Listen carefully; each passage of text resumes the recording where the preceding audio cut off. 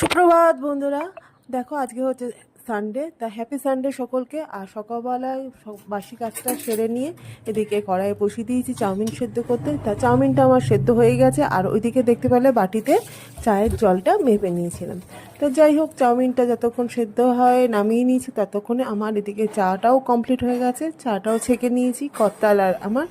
আর এদিকে দেখো চা খেয়ে এসে চাউমিনটা রেডি করে ফেললাম যথারীতি।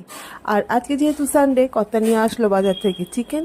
তা চিকেনটা ভালো করে ধুয়ে নিয়ে আর এইদিকে সলিড পিসগুলো আলাদা করে রাখলাম, কারণ সলিড পিসগুলো ঝোলে কেউ খেতে চায় না। আর এদিকে ভালো করে চিকেনের মশলাটা কষিয়ে নিয়ে তারপর দিয়ে দিলাম তার মধ্যে চিকেনটা।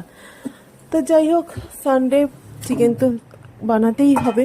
তা চিকেনটা কষাতে কষাতে এইদিকে বসিয়ে দিলাম ভাতের হাঁড়ি। এইভাবেই দিনটা আজকে শুরু করলাম। তাহলে চলো ব্লগটা, এই মিনি ব্লগটা আর বাড়াচ্ছি না। সবাই খুব ভালো থেকো, সুস্থ থেকো, টাটা।